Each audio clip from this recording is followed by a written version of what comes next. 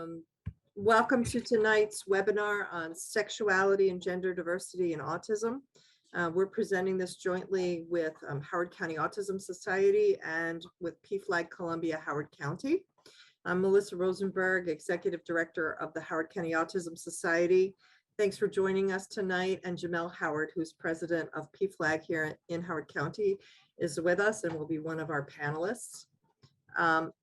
Also with us tonight, I'd like to introduce Magda Lewis. She's from Luminous here in Howard County. She will be our interpreter for the evening, and she will be giving some instructions. If you would like to access the Spanish language channel, there is a globe at the bottom center of the screen. She will be giving these instructions in Spanish as well. And once you're in the Spanish channel, you will hear the interpreter at 80% and the presenter in English just at 20%. So I'm gonna, Magda, you wanna go ahead and give those instructions and then let me know when you're ready for us to move forward. Thank you, Magda, very good. So the acronym LGBTQIA+ is an ever-growing and evolving acronym. It's an inclusive term covering people of all gendered sexualities, such as lesbian, gay, bisexual, transgender, gender questioning, queer, intersex, asexual, pansexual, and allies. Autism is more.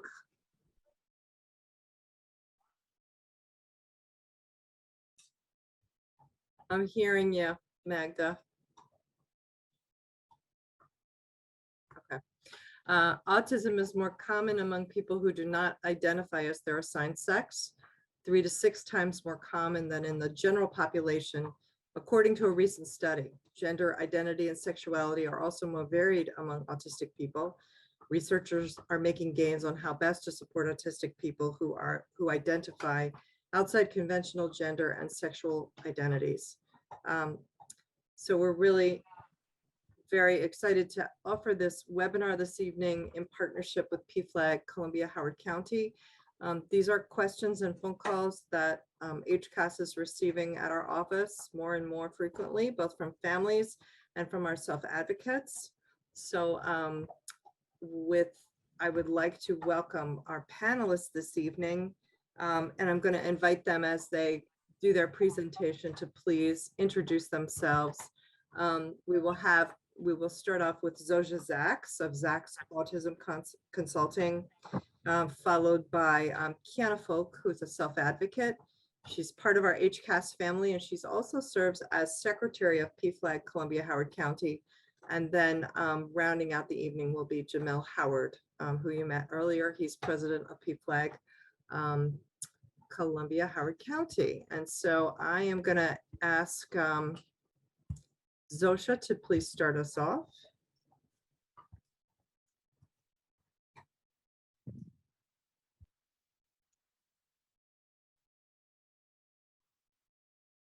Hi, everybody. I am Zoshazak, and thank you for having me here this evening.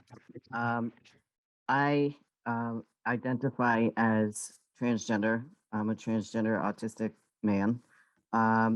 I grew up in the 70s, and so I've seen a lot of changes over the last few decades. The good news is I've seen a lot of progress. I think that we still have a lot of work to do in the world, but we have made some gains. I describe myself in case anybody has visual impairments, and also just to give a fuller sense of myself. So I'm a white man. I have a little bit of a beard and short brown hair. I'm wearing a blue shirt, and I'm standing in my home office with a screen behind me. I'm going to go through these slides, but there's way too much for our time period. So you're going to see me flip through some slides, and you might be like, whoa, wait a second, I didn't get to see it. It's because I'm just hitting the highlights. But I can work with Howard County Autism Society to make this available to people if you want to go back over it. And then I can also answer questions during the question and answer period. So again, if you see me skipping slides, please don't panic. I'm just trying to hit the major points that I want to get to. So there's a lot of different identities, as Melissa was saying. I'm going to talk a little bit very specifically about being transgender or non-binary, or some other gender diversity where you might transition from the identity you were given when you were born or what people have assumed. Um, and so I'm going to just give some highlights on that. And then what I want to get to, really the heart of what I want to talk about, is this intersection where we're seeing more autistic people with these gender diversities and sexuality diversities. And I want to talk about best ways to support people, like where there could be some challenges, and how we can come in and make sure that these folks can access the care and the support and the respect that they need. So when we're talking about transition, it could be medical. That's when you do something like you take hormones or you have surgery. But some people also socially transition or only socially transition. So they may change their appearance, their name, their pronouns. And then again, there's plenty of gender diverse people who, for various kinds of reasons, don't necessarily do anything, but still want to be understood as a certain identity. There's certain criteria that doctors and other professionals set. It's called the World Professional Association for Transgender Health, and you can look it up. That's their website. I really distilled it down to like the most basics. So if you want to transition medically, you have to have a diagnosis of gender dysphoria, which is persistent discontent with the identity you were assigned. And then you have to get letters from different professionals supporting your transition. There's a lot of debates, and I don't have answers. For example, what age should people be allowed to transition? But these are some of the things that people are debating. And as Melissa mentioned, we're seeing studies that are showing there's much higher rates of gender diversity and sexuality diversity among people who are also autistic. Autistic. So I put some of the research in here, and if you want those kind of articles, we can pull those out. Basically, they're going to autism clinics and counting how many are gender diverse, or they're going to gender care clinics and counting how many are neurodiverse. That's basically how we're figuring this out. So there's a couple of questions why. Like, that's one of the big questions I get, and people have put out some different possibilities, and self-advocates and others have kind of pushed back on some of these. For example, there was an idea that autism is like an extreme male brain, but that doesn't explain women on the spectrum or those who identify as female or feminine or trans feminine. So there's a lot of holes in that. Sometimes, and this is sometimes a barrier for autistic people, clinicians will just say, well, you just have a special interest in gender. That's a trait on the autism spectrum. And so we've seen people run into problems being discounted for their gender diversity and it being chalked up to being an autistic interest. There's some people who say, well, autistic people are just developmentally delayed, and once they catch up, then they'll do their assigned identity. Well, that we even going back into the 70s, we have a lot of holes in that theory, and it's also ableist, in my opinion, which means it's discriminatory because it implies that all we need to do is grow up, and then we'll get over this, which is not the case. My theory is that since we, those of us who are neurodiverse, we're already sort of outside of some of what society says you have to be, or we may have what I call an accidental freedom. Okay, so that's not to be dismissive of how much of a struggle it can be sometimes, but it also doesn't mean that for example, in my case, I identify as a man, so I definitely wanted to be understood as a man, but I frequently talk about how I've never really subscribed to society's ideal or, what we hear in the media a man should be. For example, I have a pair of sandals that I really love, and they have butterflies on them, and I love them, and I see no reason not to wear my butterfly sandals. It doesn't make me less of a man. And so I think sometimes, at least some autistic people can be in that freer space. And so that might lead to more exploration, more discovery of oneself, more willingness to just be yourself. Um, so that's a question that might be worth exploring more.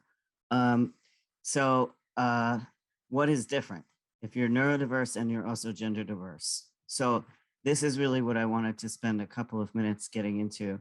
All right, so if you're going to go and you're going to transition, all the professionals are anticipating that you could clearly articulate your gender identity. They are looking to see if you can consistently discuss, how distressed you are with what you were assigned. They want to see if you can conform to those gender expectations I was just talking about. They want to see if you socialize as your preferred gender.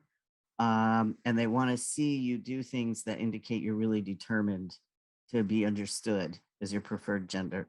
So those of you who are very close to autistic people or who work with autistic people, I think you can see where this may become some of a barrier for autistic people. For example, we may not always be aware of the social expectations, okay? There can be motivational issues too, like I was just saying, I am who I am. And so I may not be motivated to be like a he-man, like whatever it is that you're, this toxic masculinity in this culture. So that can look like demotivation to someone, but it does not mean that I'm not a man and need to be taken seriously. Sensory issues come up. Okay, so some of us have sensory issues, and so we may wear certain things, or we may be resistant to wear other things, and sometimes that may be read incorrectly as not really committed to the gender that we want people to understand us as. Communication, executive functioning, routines, also literal thinking can come up. So for example, clinicians will want, very concrete examples of, being a man in society. So it's, I'm sorry, I worded that wrong. There can be, it's almost the opposite. They'll have very abstract discussions about these things, and we tend to be more concrete. So these are just an example. And what does this look like? So if you're living with somebody who's autistic and gender diverse, or working with somebody, they, because of the way that we communicate, the news that they're identifying a certain way or want you to use certain pronouns that may seem to come out of the blue, not because they just thought about it 2 minutes ago. They may have been thinking about it for years, but didn't necessarily, sit down and have a conversation about it. Or for some of us, it's very, very hard to describe our inner experiences. All right, so I kind of touched on these other ones. So in the interest of time, I'm just giving people a taste of, some of the challenges that can come up. This is just coming out of the literature too. So it's not just me thinking about this, but I've done some participatory action research with Dr. Strang and his crew at Children's Hospital in DC. And this is a great quote. I just need to move my screen bar. Okay. These individuals often push us to consider what gender truly is without the overlay of social expectations, which is just what I was just kind of talking about. Okay, so jumping ahead here, I think that when we have very narrow notions of what is a man or what is a woman, and if we also have very narrow ideas about how someone may express that or may come forward and identify, it can really be a disservice. So this was a horrible quote from a terrible article where someone felt as though they were a woman, but because they didn't wear high heels and lipstick, the professional was just like, well, then they can't possibly be transgender. So we really want to avoid that, especially with neurodiverse people. So if we're looking at ways to help, there's some basics that are across the board, whether you're autistic or not, people who are gender diverse, using their preferred name, their preferred pronouns. That I put in a little research article there has a very direct impact on people's mental health. So it's, easy enough for the rest of us to do, and it can make a huge difference for the person. Trying to understand their experiences and viewpoints. Also, people do change over time. That doesn't mean that they're less of who they are. Okay, so we definitely want to come in with mental health support because the research just shows higher rates of struggling with depression, sometimes suicide, anxiety, and trying to be taken seriously.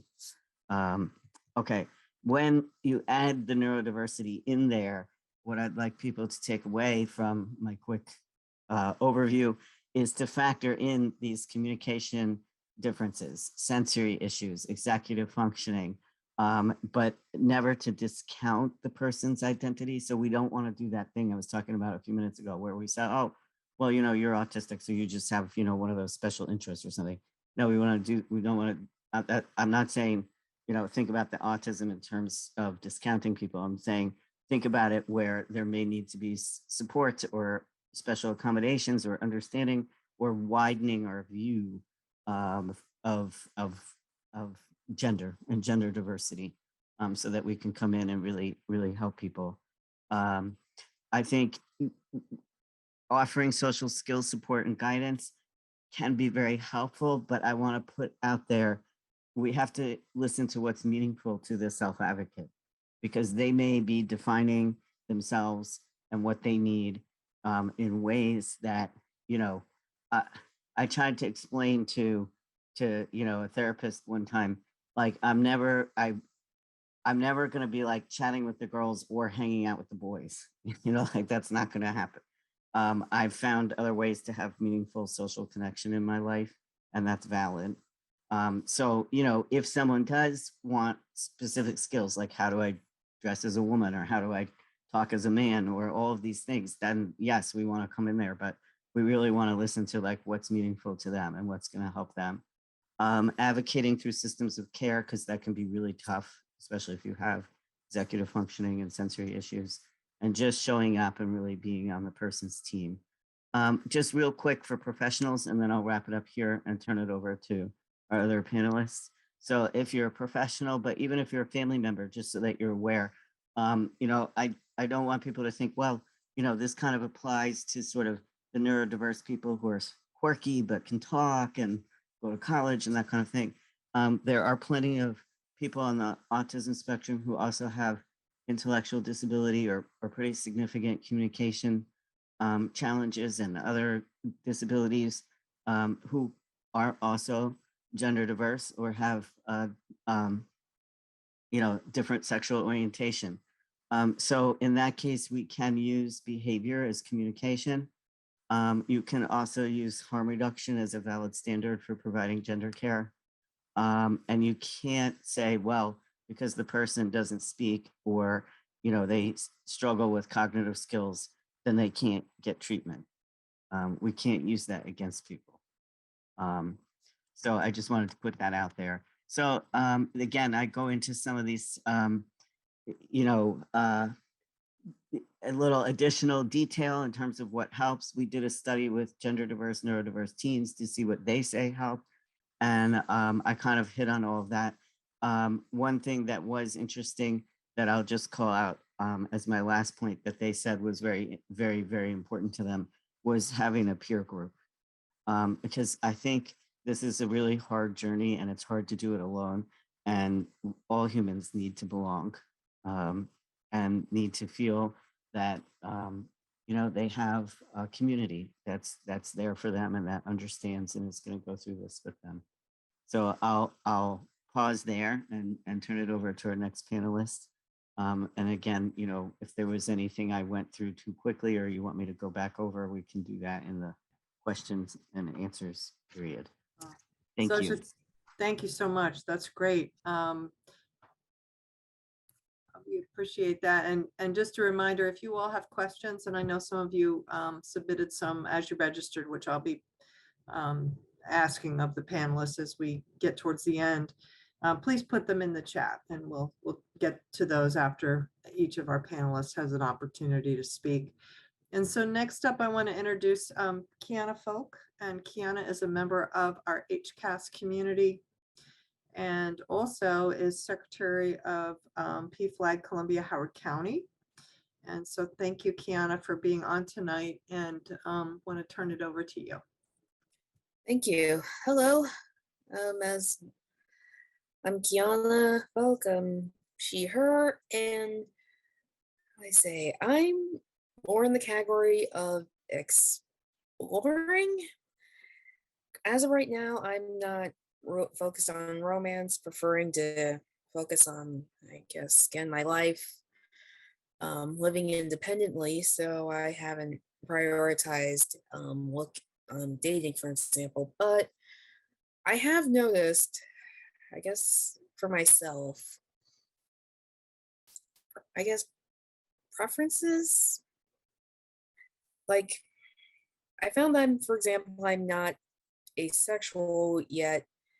Whenever I find it difficult to my mind, like, if I see someone, I don't have this. I was told that if I see someone I like, I get it like this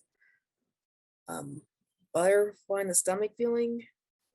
But I've noticed that so far I haven't. So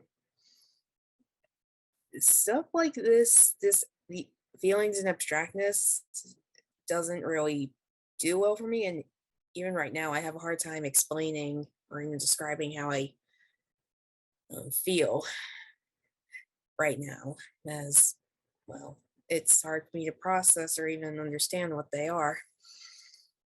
So,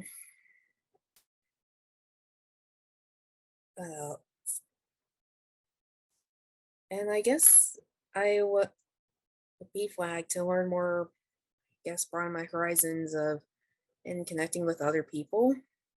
Maybe get an idea of, like the ways of relationships and expression as well.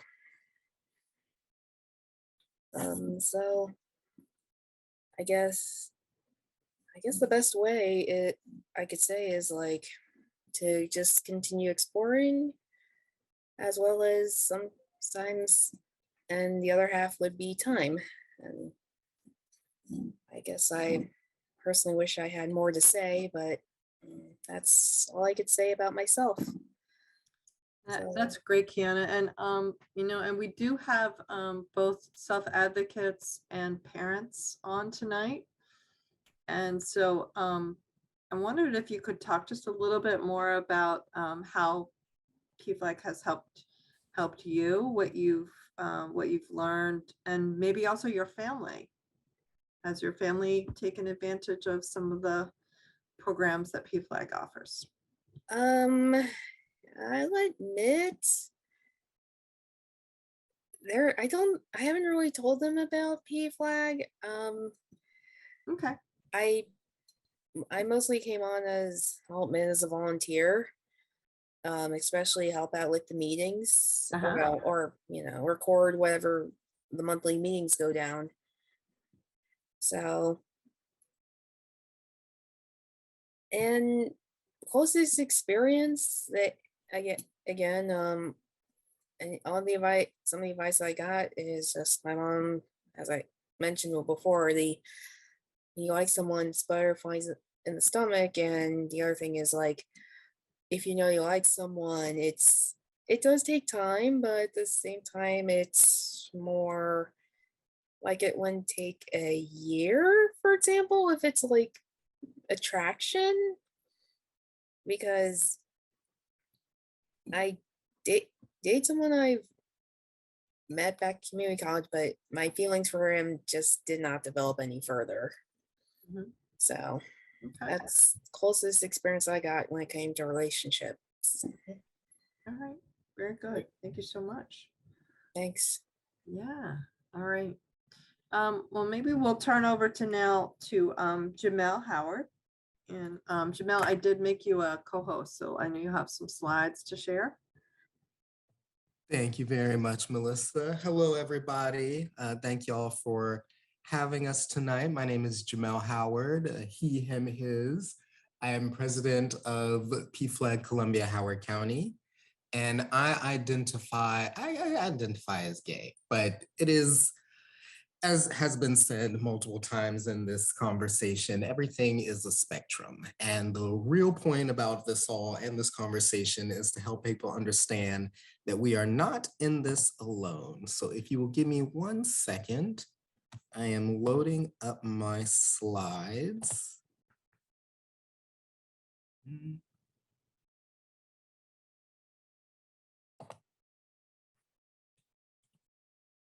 am I? Okay, 1 second, it's coming.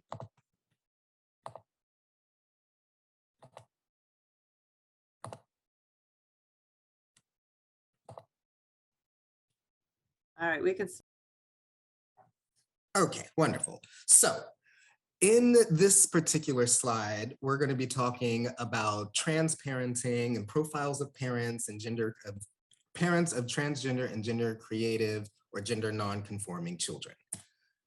And just like Jojo was saying, I'm going to go through as much as I can in the interest of time, but I won't dive fully into every word on the slide.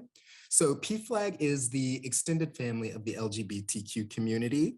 Our mission is to promote the health and well-being of LGBTQ people, their families, friends, and allies through our 3 pillars: advocacy, education, and support.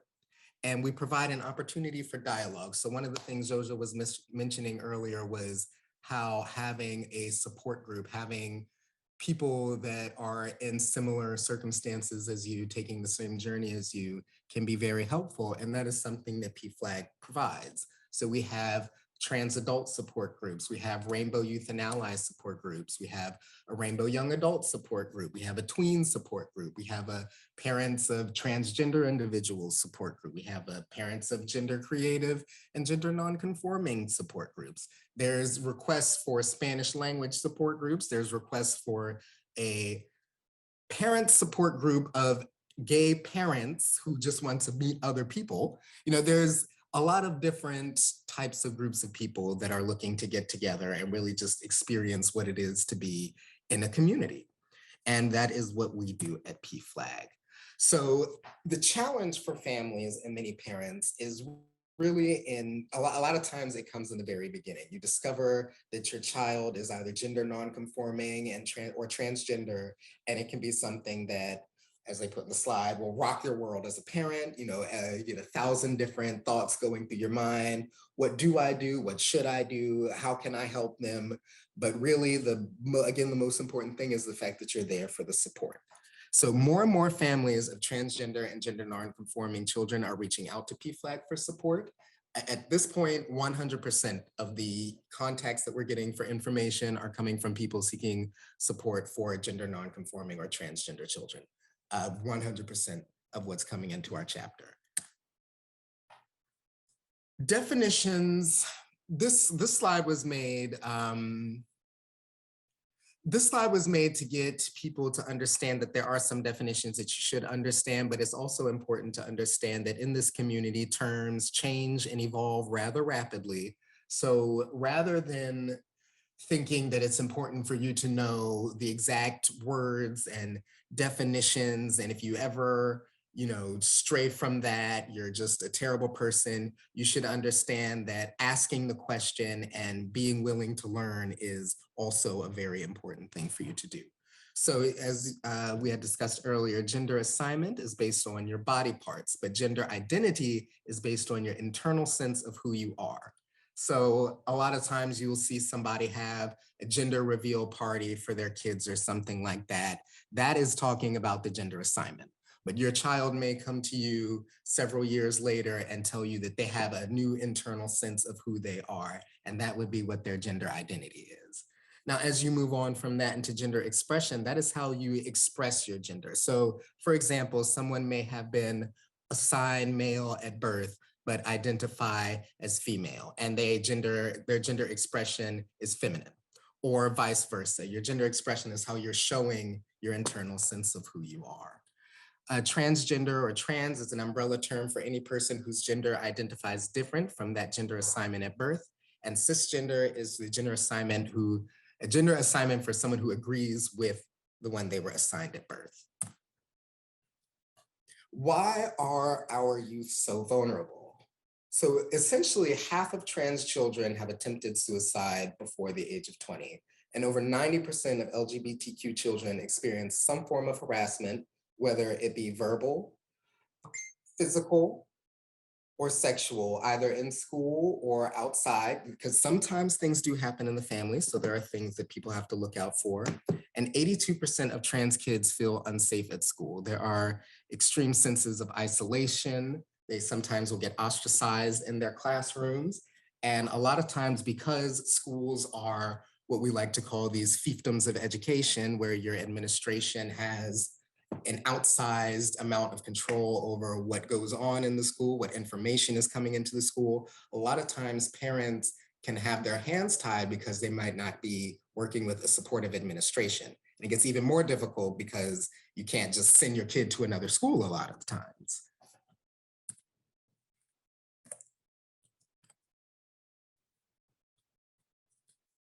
Okay. So some of the questions that parents may ask are, can you change your child's gender expression? So a lot of times this will come up because there are concerns about bullying. So a parent might try to redirect or modify a child's gender nonconforming behavior because they think it'll make them safer in the environments that they're in. But that does have some real detrimental effects on people's mental health. Our children are healthiest when they're able to express their gender naturally. And because of the stigma still attached to gender nonconformity, many of the children who attempt to express and communicate who they experience themselves are initially do get negative messages from their family, their friends, their teachers, the people around them, even if they are trying to be supportive or if they mean, as many people say, they mean well. But a lot of times when you try to change somebody, it's not for the better. So if your toddler or your child is gender expansive, does that mean they're gay or lesbian? It might, but you should keep in mind that gender expression is not the same thing as sexual orientation. You could be transgender and also heterosexual. So it's important to make sure that you're not conflating those ideas and definitions. Can being gender expansive be just a phase of childhood? Now, most toddlers experiencing varying degrees of gender nonconformity. So some people might consider themselves as tomboys when they were younger. You know, some boys might play with dolls and some people might think that's feminine or something like that. A lot of times kids don't have an idea of A or B, black or white when it comes to gender. So there are varying degrees of gender nonconformity when it comes to young kids. And it could be a phase in childhood, or it could be a part of their identity. But as a parent, you know, it's your job to support your child in their development. So most toddlers who are gender nonconforming grow out of it, but some do not, and they are gender nonconforming all their lives.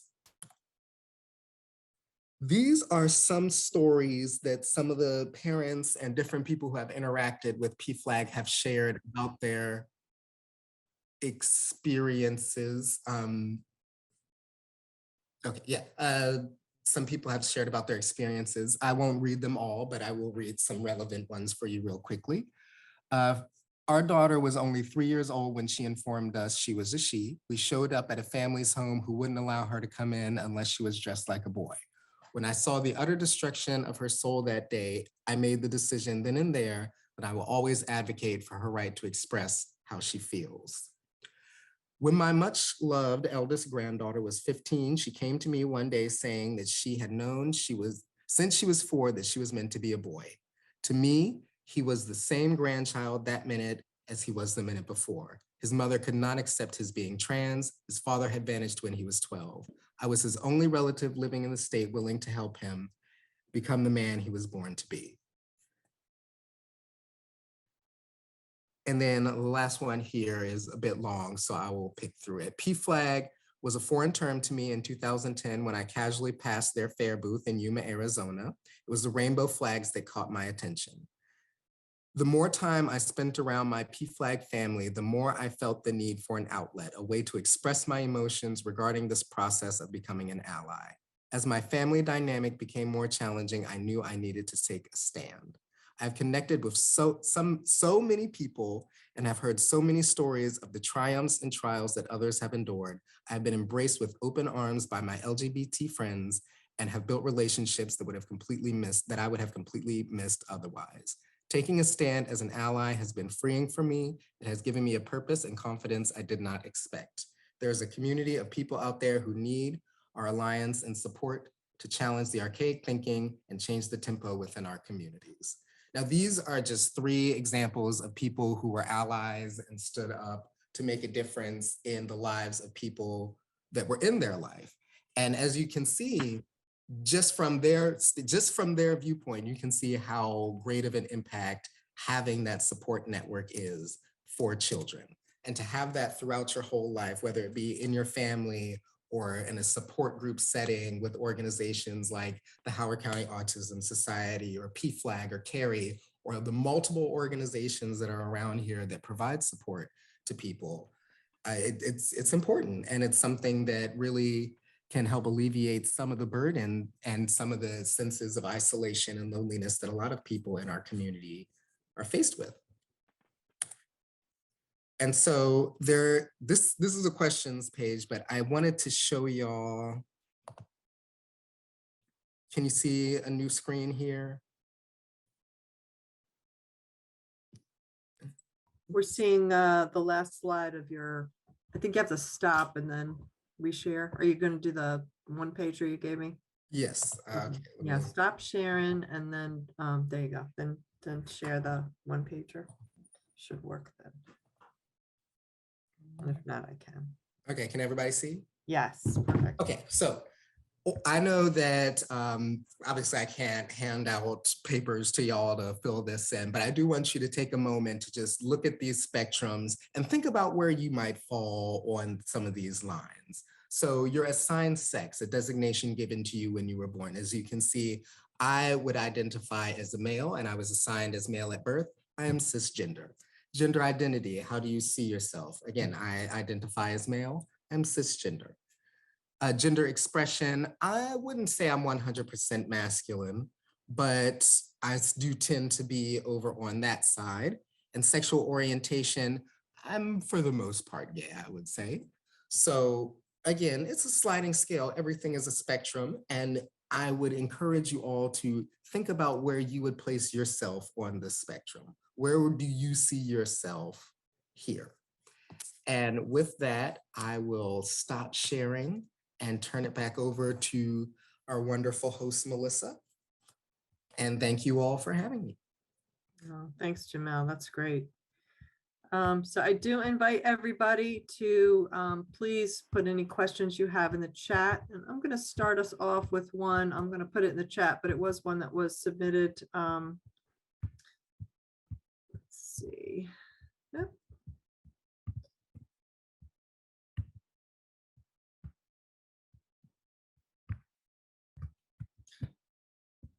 So the question is, how do you navigate sensory needs / aversions while participating in affirming gender expression? Anybody who on the panel want to try that one for us to answer that? Or all of you? I could jump in there with a few comments. Sure. I think it's hard to give a prescription because everybody is so different.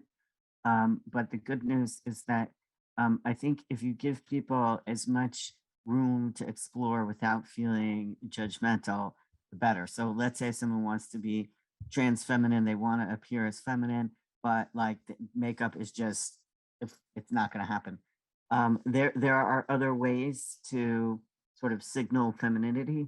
And so maybe looking at some magazines or maybe just, exploring a store or, talking to women in the person's life and just hearing from them what are some other ways, so I think just being really open and making it sort of like, let's go exploring, let's see.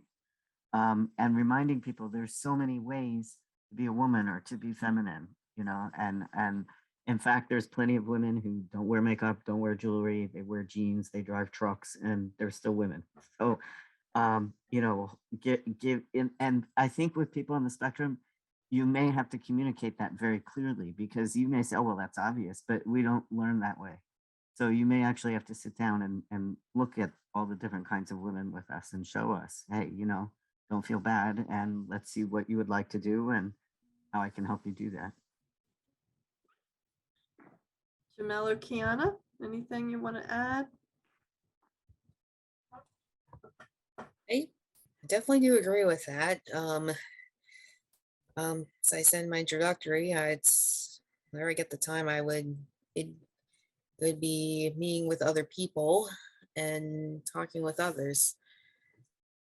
So it's just connecting with others in your exploration. I would agree with that. PFLAG does not have much experience when it comes to navigating sensory needs while participating in affirming gender expression, but that is because it's an issue that I can honestly admit previously people weren't thinking about in this organization. PFLAG was formerly a very white, very wealthy, very cisgender focused organization many years ago. And in the most recent years, diversity and inclusion has become something that we're focusing on more. And that includes trying to navigate sensory needs and aversions. So for example, HOCO Pride is an event that's put on by PFLAG of Howard County. And one of the things that we are consistently working on is making sure that our event is ADA accessible, that we're making sure that we're accounting for people's sensory needs, that we're making sure we're accounting for people's health needs, that we're trying to, you hear the phrase intersectionality thrown a lot around when it comes to the LGBTQ community. And it's not just about race, it's not just about socioeconomic status. There are so many layers when it comes to this community that we have to carefully and intentionally peel back each layer to make sure that we're providing what each part of the community actually needs. So while I don't have a definitive answer for everybody to say, this is what we're doing absolutely right now, I can say that it is something that we're working on getting better at. Thank you, Jamelle. Put this next one here. This also comes from someone who, from the registration.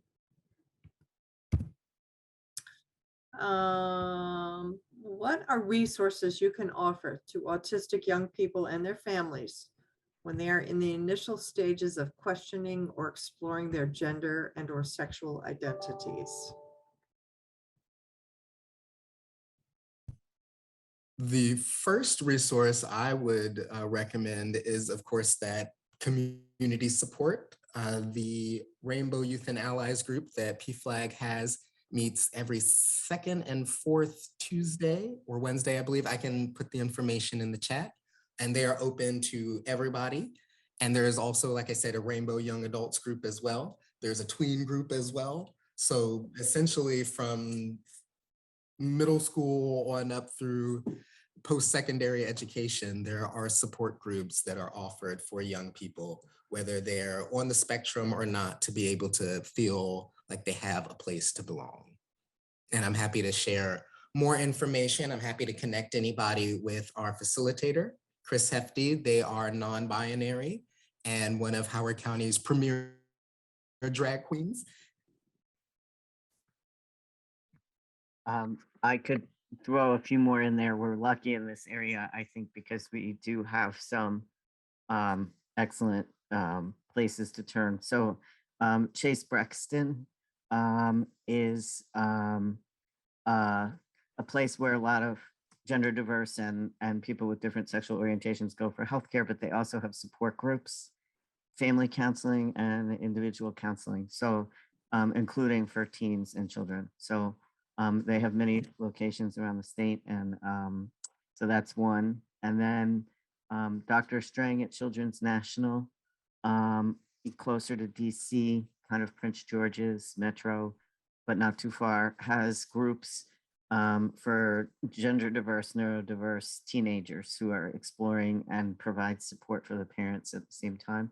And he can also offer more significant mental health support if that's needed too. So that's another option that comes to my mind. I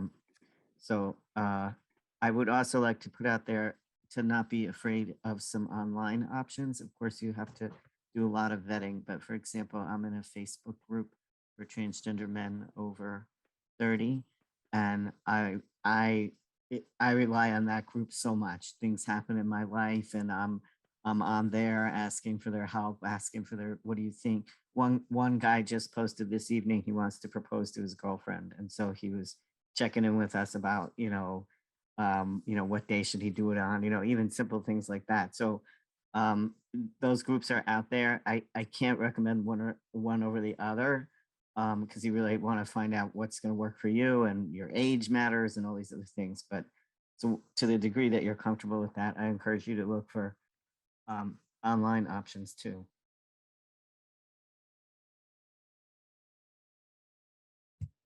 Thank you so much. And I did put some links in the chat, and panelists feel free to add more. I put the link to the PFLAG website, Chase Brexton Gender Affirming Care, and also Children's National Hospital Gender Development Program. If those are the correct ones, I did put those in the chat. So thank you guys so much. I have one other question here. Came from people who registered. How often do people with autism question their gender or sexuality?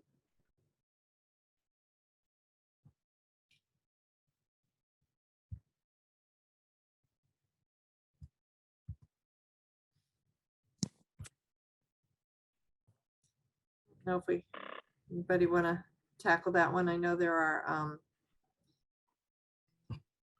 a lot. I can sort of tackle it. I mean, I'm not exactly sure what the asker is asking, but I think all humans question their gender and sexuality in different ways at different times. I think what we're just seeing is that the neurodiversity in the brain is probably packaged somewhere with that sort of questioning, exploring in other dimensions. It's in addition to the ways that we operate, in terms of communication or socializing it, and all the gender is tied to all these things too anyway. So it's a tricky question to answer. I mean, I think all humans do to a certain extent, but clearly we're seeing that there's some correlation. Dr. Strang calls it the co-occurrence. And I would, maybe we'll find out more as we continue hearing from self-advocates, but I don't think we have a definitive percentage. Thank you.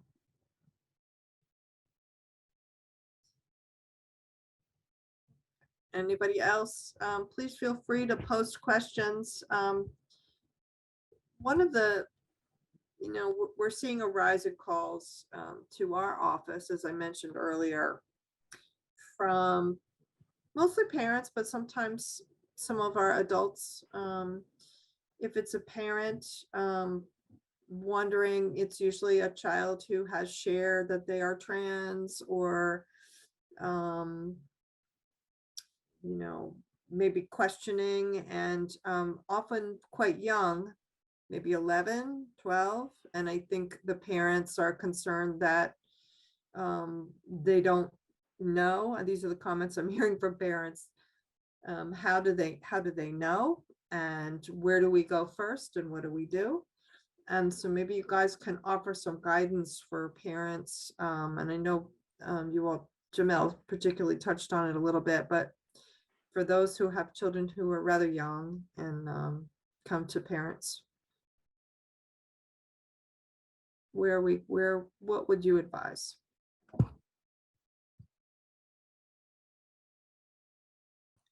I would definitely advise speaking to, if you feel that your school has a supportive administration, immediately reaching out to your child's guidance counselor, seeing how you can work with them to make sure that both their experience while at school, which is the second major place that they are throughout the day, is aligning with how you're supporting them at home.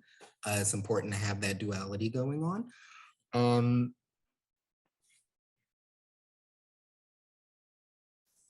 I would also say that Carrie is a very good resource for parents who are looking to really get more information on trans and gender non-creative children and how you can work with it regarding the educational aspects. With PFLAG, again, we are definitely here for support. Like I said, we do have a support group for parents of gender creative and gender non-conforming children. What happens in the group is confidential because sometimes sometimes the kids aren't out, sometimes the parents haven't shared information with their loved ones yet. So I can't tell you, at the last meeting, they talked about X, Y, and Z, but I can tell you some of the topics that are discussed are things that people in the group are actually going through. So you're getting real life experiences from people that are going through the same things that you are. Then again, having that support network is very important, not just for the child, but for you as well as a parent. Thanks, Jamelle. Anybody else? If Kiana wants to edit anything, I could wait a second, but I do have a few more things I could throw out there. Sure. Okay, since I don't see her unmuting herself, I'll jump in. I think those suggestions that Jamelle that you just gave are excellent, like starting to interface with the school, getting more information, getting more support, and meeting other people. But on a sort of thinking about it at 3 o'clock in the morning level, if you're wondering, like, is my child really gender diverse, or having gender dysphoria? It can be hard to know in any case, but especially I think if they do have some of these other diversities, because I know, for example, like I remember when I was about 10 or 11, and my mother took me and my sisters to go shopping for school, and they were having a great time in the girls' department, and I was longingly looking over at the boys' department, and I knew those are the clothes I was supposed to wear, and if I could wear those clothes, I would be fine. And my mother was like, so what do you want, like over here in the girls area? And I just clammed up. I kind of shut down, and I couldn't articulate that I was upset. I couldn't even articulate that I was uncomfortable or what I wanted. And I think that that's where the neurodiversity and the gender diversity intersect. So I think if you have a kid who has these diversities, just really listening and being attuned, my mom didn't know anything back then. Now we have more knowledge about autism, and she says, yeah, I would have noticed that you were shutting down, and I wouldn't have stopped there. I wouldn't have just been like, okay, I guess, Zosha doesn't want anything, I would have explored it more, but not in a, let me sit down and grill you kind of way. Just, so I guess what I'm trying to say is if you see it as like a team that's exploring together, and to just kind of, maybe you do, if your kid is neurodiverse and maybe gender diverse, maybe you do have to do a little more detective work. But again, not in a grilling way, just sort of in a, let me make sure I'm on this kid's team way, because, did they just shut down, or were they just overwhelmed by the lights, or what's going on here? And then the other thing that I would put out there too is what I say to whenever I do these talks is to take the pressure off, because a lot of adolescents, they get into something and it's their whole world, and they're like, okay, this has to happen now. These are big feelings, big decisions, and it's okay to take some time and explore. So your person may be saying, I've got to go on testosterone tomorrow morning, and I need my surgeries. Okay, let's do some of that social transitioning first. Let's try masculine pronouns.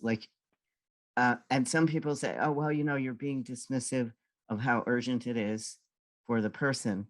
I don't think so. I think in general, that's why teenagers have adults in their lives, right? To come in and offer some guidance and say, okay, look, I know this is urgent, but you've got a whole life, and I'm here for you, and we're going to work on this. So I think there's a way to build in time to explore and take some of the pressure off without being dismissive. It's a balance. Of course, if they're having really significant mental health issues like they're suicidal over this, well then yeah, you got to get professional support right away. So don't, be dismissive at all. But I think it is okay to say, hey, well, let's spend some time exploring this. Thank you. Thank you so much. And the next question, I think you touched on, both you and Jamelle, but how does a parent determine if their child is having gender dysphoria? And what is your recommendation, how to best support your trans child in navigating gender dysphoria? So that would be something that I would recommend you reach out to an organization like Chase Brexton or Whitman Walker, or somebody who is licensed to speak on such things. I could muse about it all day long, but gender dysphoria is medical and you should seek that type of assistance.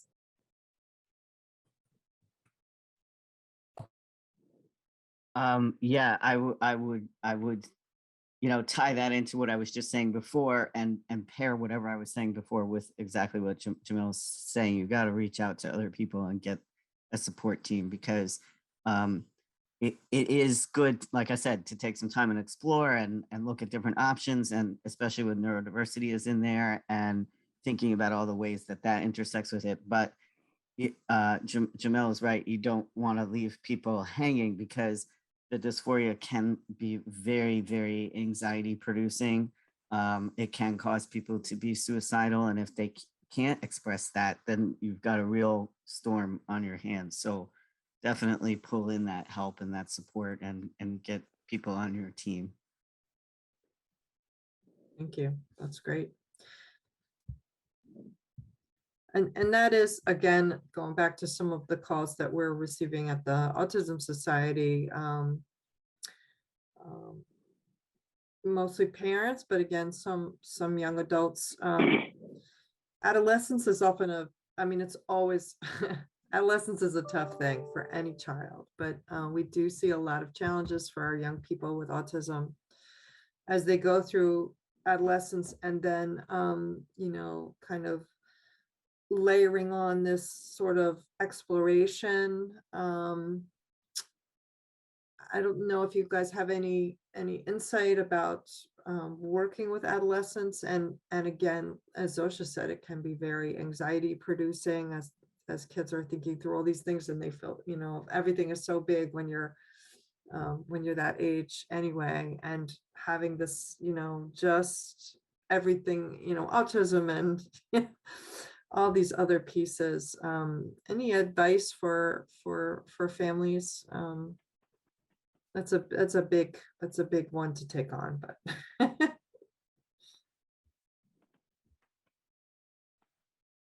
I guess I'll jump in here, and I'm sure Jamelle's gonna say the same, or similar thing. What we keep saying over and over: you've got to get support in there, because this is an intense journey. And while you're, being there for the person and opening them up to exploring and looking at different options, like, it's so crucial to get that support and help, because when you're not feeling aligned, it can just make you sink. And the most well-meaning, sweet parents or siblings or grandma in the world, it just doesn't have the toolbox to deal when it gets to that level. So that's why we were both kind of really underscoring that need to get professionals on your team. 100% agree. Support, support, support. You didn't want to talk to your parents about everything at 13 years old. They don't want to talk to you about everything at 13. You've got to get them the support that they need to really feel a part of the community. And sometimes that's going to involve you closely, and sometimes that's going to mean letting your child go and connect with people outside of your home. And it's just something that you have to do. And I'll just say things, in adolescence, we see a lot of change anyway. Sometimes I get parents who say to me, well, the child said they were exploring their gender diversity, and they went to this group, and they were all, ready to identify as a male. And then they came back and it's like not. And so maybe they didn't mean it. No, they did. They really were exploring it. It's just adolescence is a lot of change. And so they're morphing. And so it's going to be like this. It's not, these things are not like a linear, okay, he's going to go to the book and figure it out in 6 weeks. I pretty much agree with everyone with the lack of experience that I have is just connect with people, and especially when you're a young adult like me.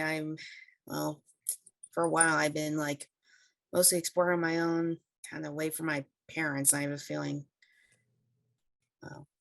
it's just to find your own way. Again, this is where the young adults they stay teenagers, so, or later teenage years. So that's all I could say.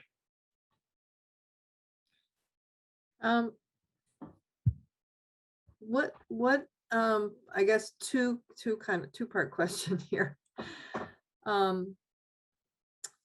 What has been the biggest, I guess, most positive change that you all have seen in the last couple of years?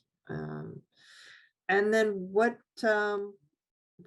would be the next big piece, the big change you'd like to see, especially for young people, I guess, coming along, as they, I mean, none of this was, I'm older, but these weren't even things that were mentioned or unfamiliar. And yet I know that there were, friends, other students who were having these feelings and exploring these, much more silently in those days. But what work do we yet have to do?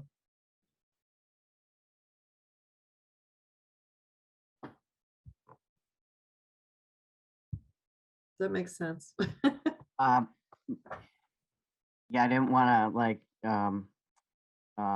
I could do an entire workshop just on that. So I don't want to take up too much airtime. I'm trying to think That's what I okay. could condense. I mean, we have so much work to do, but I want to balance that by, I'm older than I look. I'm in my early 50s. And so I remember when being transgender was practically illegal.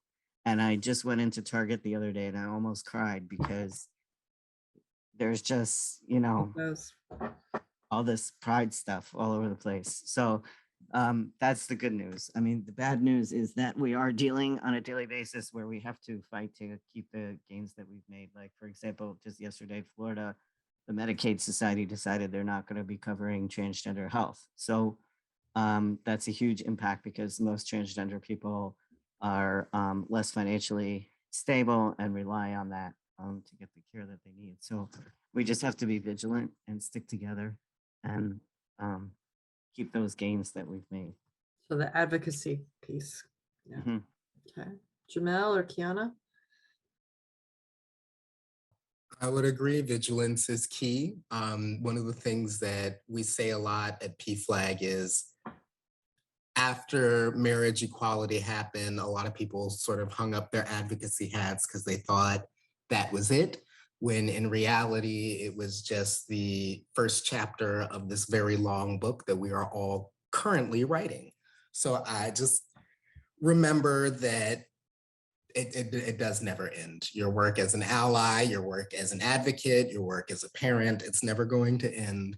And you should be taking the steps to make sure that from now until essentially you draw your last breath, that you're being the best version of an advocate that you can be for yourself and for your loved ones and for your community in general. That's great. Perfect. Thank you. And Zosha put some more resources in the chat, which we will be sharing all these with you when we post the recording on the slides. So yeah, go ahead, Kiana. I guess I would say to be as participatory in your community as possible, especially when a lot of change happens at the community level. If there are opportunities for congressional, you can, but I'd say put more of your focus at the community level because you have the most control there. school board, county council, mayor, wherever at that level. Mhm. Agreed. I'd also like to take the chance to invite everybody on the call to PFLAG's annual family picnic and potluck. Did I lose you? No, PFLAG's annual picnic and potluck on July 16th at the Columbia Sports Park. Just so if you're interested in learning about more of our support groups and all the other different things that a community has to offer, we're here for you. Yeah. It's great. And when I first reached out to Jamelle, and we know each other through just the nonprofit community in Howard County, he said, "Oh my gosh, this is so great. We are hearing from so many more, autistic self-advocates coming to us. So it's really great that we could make this happen tonight." We have a question from Christine. In what ways do you feel the LGBTQIA plus community is accepting of neurodiverse individuals? In what ways do you feel it needs to be changed or improved?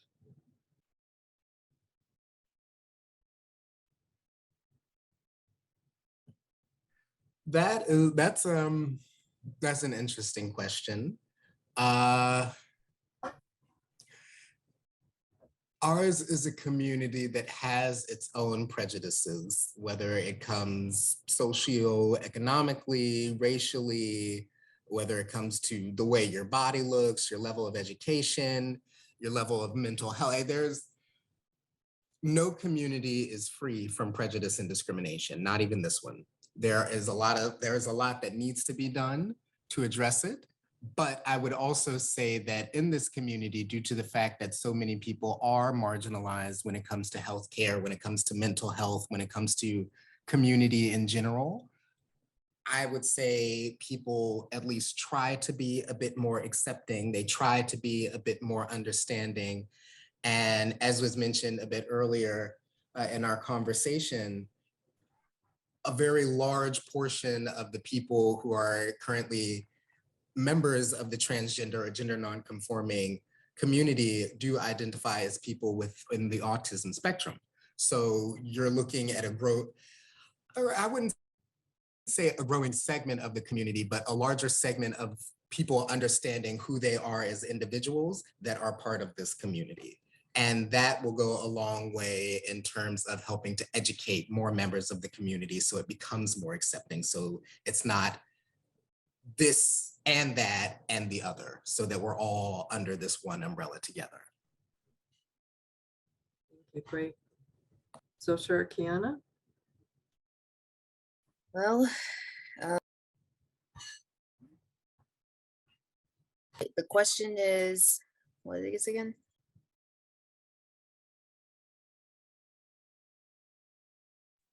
Sorry, I muted myself by mistake. In what ways do you feel the LGBTQIA plus community is accepting of neurodiverse individuals? In what ways do you feel it needs to be changed or improved? It needs to be improved. I guess just more awareness of each other, communication, or of other groups, I'd say. Because for me, for example, I kind of see it as a bit separate, even if I don't mean to, it's unconscious. So I guess more communication between people of neurodiverse, LGBT plus, and those that are both. More, yeah, just more communication and more information out there for them to connect.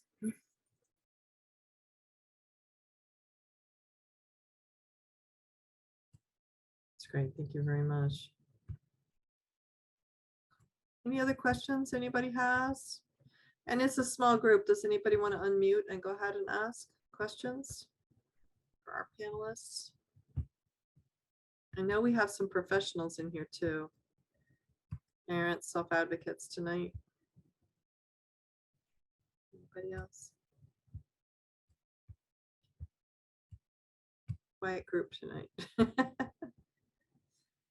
All right. Well, very good. Well, I'll give you back your 14 minutes this evening. I want to thank our panelists so much for joining us tonight. We had Zoshazak with Zach's Autism Consulting, Jamelle Howard with PFLAG, Columbia Howard, and Kiana Folk, who is part of our HCAS community and also secretary for PFLAG here in Howard County. It is Pride Month, so we're glad to celebrate our autistic Pride community. And Candace Ball from the local care team just posted, not a question, but lots of thank yous, great information. So thank you guys all very much. This recording will be posted on our website along with the slide decks and information. And thank you all very much. Have a good night.